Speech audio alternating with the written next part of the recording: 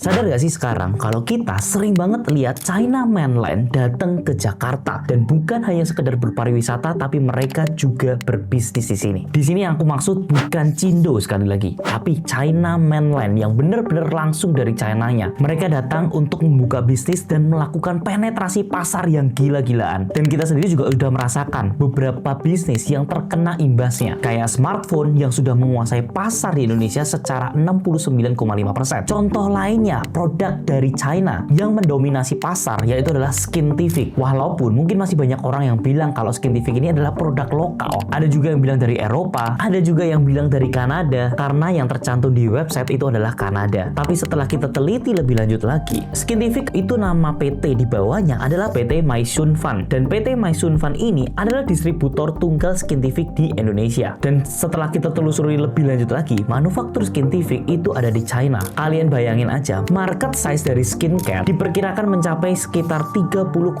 triliun dan market share dari Skintific itu sudah mencapai dengan 3 triliun yang artinya 10% dari seluruh pasar di Indonesia. Dan data terakhir Skintific itu di 2024 masih jadi brand skincare nomor 1 di Indonesia, padahal masih dengan penjualan Q1 aja di angka 70 miliar. Dari satu brand ini aja kita jadi belajar bahwa mereka benar-benar siap untuk ngejajah kita lagi. Ini baru market skincare dan juga teknologi yang kita bahas. Gimana dengan nasib industri lainnya?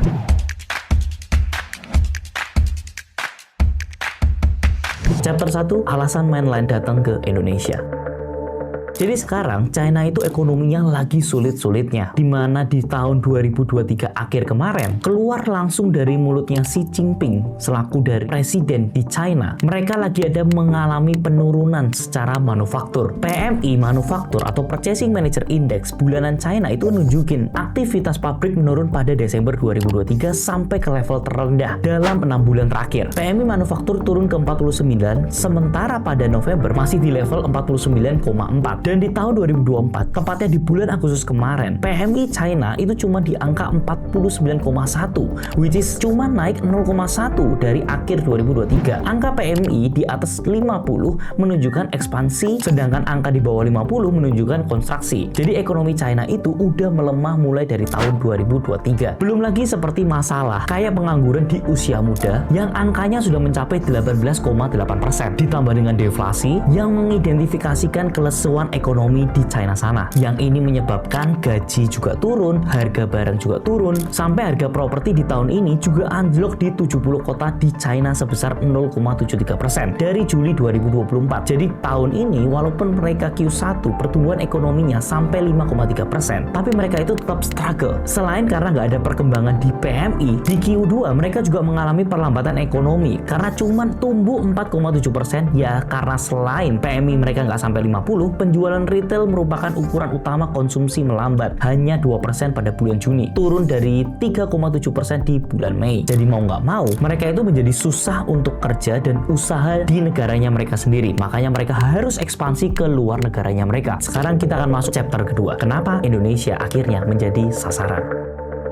Kalian harus lihat video ini. 印尼排插130块钱，国内某多最贵不到43，空调的循环扇原价1700，现在1400，折合人民币的话应该是700块钱左右。国内某宝只需268。只有3倍的价差。这样一条毛巾在国内应该是20块钱3条，它这一条就卖到50块钱。 Kita bisa lihat kan bagaimana mereka itu ngebandingin harga-harga market yang ada di China dengan barang-barang yang ada di Indonesia. Dan mereka itu secara eksplisit ngajak untuk orang-orang China berbisnis di sini karena mereka melihat ada peluang yang lebih besar dibandingkan mereka itu cuman mengambil market di China aja. Market mereka itu sudah market yang saturated karena demandnya sudah sangat kurang yang menyebabkan over capacity. Ini juga bisa dilihat dari beberapa industri mereka ya. Salah satunya adalah di baja. Saking lemahnya industri baja di sana, mereka sampai meningkatkan ekspornya sampai dengan 30%. Dan sepanjang 2023, PMI mereka sektor ini udah nggak ada perkembangan dan nggak bisa sampai 50 yang indikasi diindikasikan melemahnya permintaan dan turunnya harga produk baja karena mereka lagi butuh banget untuk ekspor semua barang-barangnya. Orang China datang ke Indonesia karena mereka sadar bahwa Indonesia adalah land of opportunity. Kita itu sebenarnya punya chance buat jadi negara superpower karena diprediksi di 2030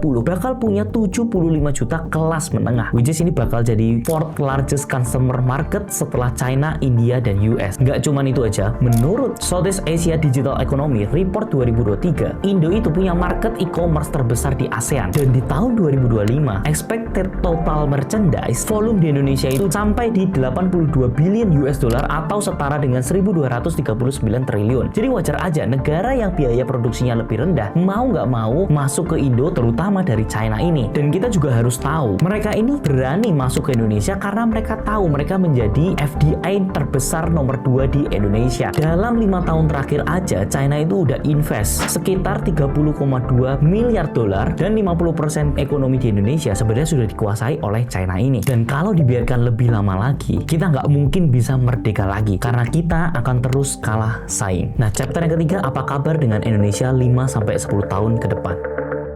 Bukannya nggak mungkin mereka itu bisa tinggal dan punya rumah di Indonesia. Contohnya kita lihat di PIK aja, banyak banget orang-orang China Mainland yang datang ke Indonesia bahkan nggak bisa bahasa Indonesia. China Mainland ini berani investasi di Indonesia dan membuka usaha di sini juga dengan berbagai macam alasan. Yang pertama, Tiongkok sendiri kondisi lingkungan dan sanitasi semakin buruk sehingga mereka harus mencari tempat yang bisa mendapatkan udara segar dan tempat tinggal baru di luar negeri termasuk di Indonesia. Di PIK ini mereka bisa mendapatkan tanah yang jauh lebih murah dibandingkan mereka harus beli properti di sana yang harga per meternya sudah bisa sampai dengan ratusan juta. Itu pun mereka hanya dapat di apartemen, tapi kita dapat di tanah landed. Selain itu, PIK udah menjadi kawasan ekonomi khusus dan proyek strategis nasional yang baru-baru ini ditetapkan sama pemerintah, sehingga ini bisa menjadi melonggarkan untuk warga sana membeli properti atau berbisnis di kawasan tersebut. Makanya kalau kalian lihat dari berita, ada beberapa warga dari China Mainland yang berani melakukan bisnis gelap atau menjual barang import ilegal dari China ke Indonesia. Di PIK mereka juga membuka usaha yang mentargetkan konsumen lokal dengan produk-produk importnya mereka. Dan ini sangat memprihatinkan ya, jangan sampai kita kayak Vancouver yang ada di Kanada karena belum ketatnya regulasi mereka yang berujung banyak orang China yang bisa beli properti di negaranya mereka. Yang akhirnya ujung-ujungnya harga properti naik jadi sampai 50% yang dampaknya bikin susah masyarakat lokal untuk beli properti di kota itu. Dan jika ini terjadi di Indonesia dalam 5-10 tahun ke depan, maka orang-orang China itu akan terus-menerus berdatangan ke sini dan membuka bisnis dan melakukan penetrasi pasar secara gila-gilaan lagi. Dan ini bisa berdampak besar terhadap ekonomi lokal. Dalam jangka pendek, mungkin kita akan melihat banyak produk-produk yang jauh lebih baru dan lebih murah, terutama di sektor skincare, elektronik, atau barang-barang rumah tangga. Namun kalau kita lihat secara long term, hal ini justru bisa merugikan pelaku usaha lokal, khususnya UMKM, yang sekarang menjadi tulang punggungnya ekonomi di Indonesia. Bahkan ya, kalau aku ngobrol dengan beberapa orang China Mainland yang ada di Indonesia tentang bagaimana cara mereka itu membawa kembali hasil uang yang mereka sudah bisniskan di Indonesia untuk kembali ke China, jawaban mereka adalah, ngapain saya harus pindahin uang ke sana? Karena saya sudah berniat untuk pindah ke Indonesia dan menetap selama-lamanya. Jadi mungkin 5-10 tahun ke depan, kalian itu nggak akan asing kalau China Mainland itu nikah dengan orang-orang Indonesia. Dan di sini kita akan masuk ke dalam chapter 4, cara menghadapinya.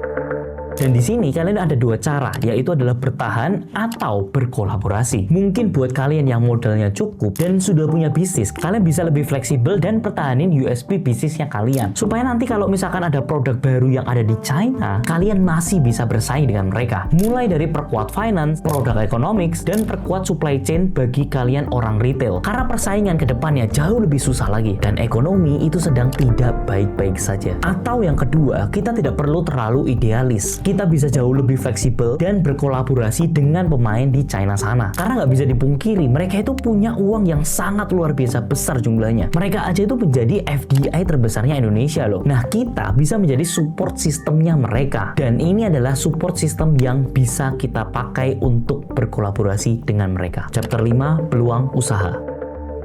Dengan kondisi Indonesia sekarang, kalian harus ingat uang itu menjadi nomor satu. Jadi nggak bisa dipungkirin kalau ada beberapa hal yang masih dapat dibeli seperti perizinan. Dan ketika di masa Indonesia yang semakin susah ini, yang bisa memberikan uang itu bakal menjadi prioritas. Makanya kunci kolaborasi ini tuh menjadi penting. Dan ketika kita menjadi support system, ada beberapa hal yang bisa kalian penuhi. Yaitu adalah yang pertama, logistik dan fulfillment-nya itu sendiri. Melihat dengan banyaknya potensi market yang ada di Indonesia, orang Cina ini berbondong-bondong terus berdatangan. Mereka cari cara segala macam untuk bisa berdagang di sini, termasuk pendirian PT, fulfillment, logistik. Dan di sini yang harus kalian ketahui, mereka itu punya keterbatasan dalam bahasa Indonesia. Sedangkan kita tahu tidak mudah untuk mengontrol SDM yang bekerja di bagian logistik seperti driver sampai pekerja kerah biru. Dan selalu ingat bahwa Indonesia itu punya 14.000 pulau dengan berbagai macam culture, di mana ini membuat logistik itu menjadi jauh lebih rumit. Dan yang kedua adalah service lokalisasi. Walaupun China itu punya uang, tapi mereka itu masih membutuhkan orang-orang Indonesia. Mulai dari komunikasinya, mereka harus pelajari dari bahasa, culture, sampai kebiasaan dari orang-orang lokal sini. Makanya mulai dari translator, live host, influencer, sampai operasional bisnis, mereka itu pasti pakai orang lokal untuk berkomunikasi. Termasuk cara-cara marketing